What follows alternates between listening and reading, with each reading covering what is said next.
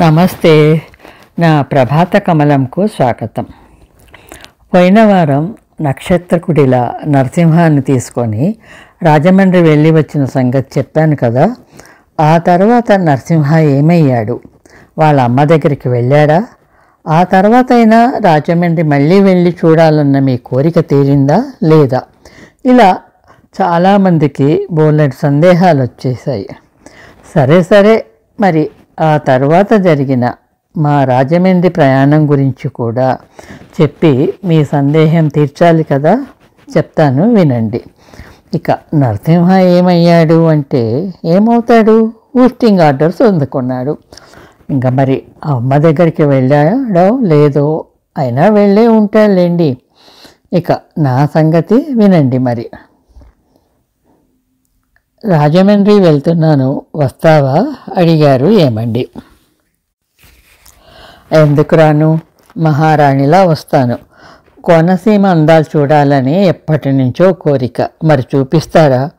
లేకపోతే మీ పనిలో ఉండిపోయి పోయినసారిలా తీసుకొచ్చేస్తారా?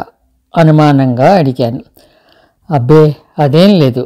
ఈసారి సైట్లో వాళ్ళు ఏం చేయాలో చెప్పేశాక నీ ఇష్టం. 1 గంటలో నా పని పూర్తి కాగానే నువ్వెన్ని రోజులన్నా ఎక్కడికన్నా నేను ready. I will be at your service అని వాగ్దానం చేసేశారు. ఆహా, ఏమి నా భాగ్యము అని కారెక్కాను. రాజమండ్రి చేరేటప్పటికీ రాత్రి అయింది. కారు ఒక హోటల్ ముందు ఆపితే, ఇదేంటి ఇల్లు తీసుకున్నారు కదా, హోటల్ ఎందుకు అని ఆశ్చర్యపోయాను. రేపు పని అయ్యాక ఇంటికి వెళ్దాం. నీకు ఇష్టమని గోదావరి పక్కనే హోటల్ తీసుకున్నాను. ఎంచక్కా గోదావరి అందాలు చూడవచ్చు అన్నారు. పొద్దున బ్రేక్ఫాస్ట్ కాగానే 1 గంటలో వచ్చేస్తాను, రెడీగా ఉండు. ఈ లోపల నువ్వు 2 నవల్స్ తెచ్చుకున్నావు కదా, అవి చదువు. ఇక్కడి నుండి గోదావరిని చూడు అని సలహా కూడా ఇచ్చారు. గంట అంటే నేను 2 నవలలు చదివేంతసేపా? 2 నవలలేం కర్మ, స్వాతి కూడా తెచ్చుకున్నాను అన్నాను. మరి ఇంకేం, 1 గంటలో రాగానే I will be at service madam అంటూ వెళ్ళారు. ఇక చేసేదేమీ లేక పొద్దటి నుండి మల్లాది నవల ఎంతెంత దూరం చదువుతూ మధ్యలో గోదావరిని ఫోటోలు తీస్తూ నవల పూర్తి చేసే సమయానికి హడావిడిగా వచ్చారు. వస్తూనే, సినిమా చూస్తావా అంటూ పక్కనున్న అసిస్టెంట్తో, ఏం సినిమా బాబు అది? ఏ మాయ చేశావో కానీ కదా, పద అని హడావిడిగా నన్ను ఇంకో మాట మాట్లాడనీయకుండా తీసుకెళ్ళారు. వెళ్ళిన కాసేపటికే ఇంటర్వెల్.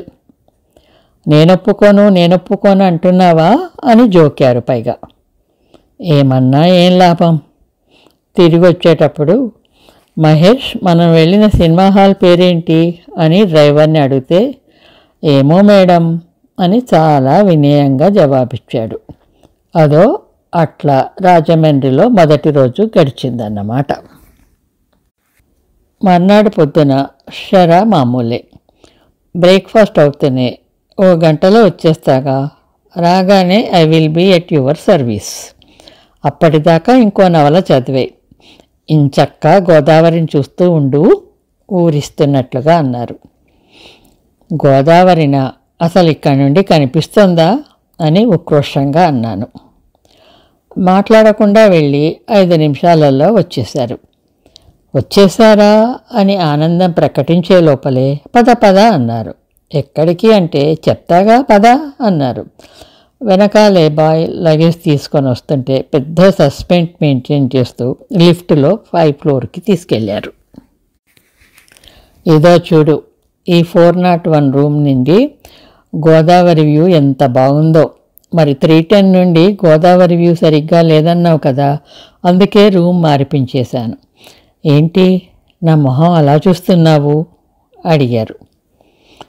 మిస్టర్ పెళ్ళాం సినిమాలో ఆమెని ఎప్పుడూ ఒకే వైపు కూర్చోవాలా అని రాజేంద్ర ప్రసాద్ దగ్గర గుణుస్తుంటే, సరేలే పొజిషన్ మారుస్తాను అని కాళ్ళ దగ్గర లక్ష్మీదేవినే, అదే ఆమెనినే వచ్చేటట్టుగా ఇంకోవైపు తిరిగి ఆమెని బురడీ గుట్టించిన రాజేంద్ర ప్రసాద్ మీ మొహంలో కనిపిస్తున్నాడు అన్నాను ఏడవలేక నవ్వుతూ. ఒక్క క్షణం గడ్డం కింద చేత్తో రాసుకుంటూ, సరే సరేలే, ఓ గంటలో వస్తాను, రాగానే ఓకే ఓకే వెళ్ళిరండి అని పంపించి, నమ్మరాదే చెలి ఈ మగవారిని నమ్మరాదే చెలి అని ఆమని పాట కోని రాగాలు తీస్తూ వల్లూరి లక్ష్మి రాసిన అనూహ్య తీరాలు నవల చదువుతూ మధ్య మధ్యలో గోదావరిని చూస్తూ ఫోటోలు తీసుకుంటూ టైంపాస్ చేశాను. ఏమండి, సాయంకాలం వస్తూనే, సారీ మాలా, రేపొద్దున్నే హైదరాబాద్ వెళ్ళాలి, అనుకోకుండా డైరెక్టర్ గారితో మీటింగ్ వచ్చింది, నెక్స్ట్ వీక్ వద్దాం, అప్పుడు నీ ఇష్టం వచ్చినన్ని రోజులు ఉందాం, కోనసీమ అంతా తిరుగుదాం, ఈ పని కాగానే ఐ విల్ బీ. అవునులేండి, you are always at my service, ఇక చేసేదేముంది, పదండి పోదాం. ఇంకేముంది, ఇక ఇంతే సంగతులు, చలో హైదరాబాద్. 310 రూమ్ నుండి 401 రూమ్ నుండి గోదావరిని ఇంకా చాలా ఫోటోలు తీశాను. ఈ రెండే కాకుండా అన్నీ పెడితే నా బ్లాగ్ గోదాట్లో మునిగిపోతుందేమోనని భయంతో అన్నీ పెట్టడం లేదు. ఇవండి నా రాజమండ్రి ప్రయాణం విశేషాలు. ఇది మార్చ్ 21, 2010న నా బ్లాగ్ సాహితీలో రాసుకున్న నా స్వాగతం.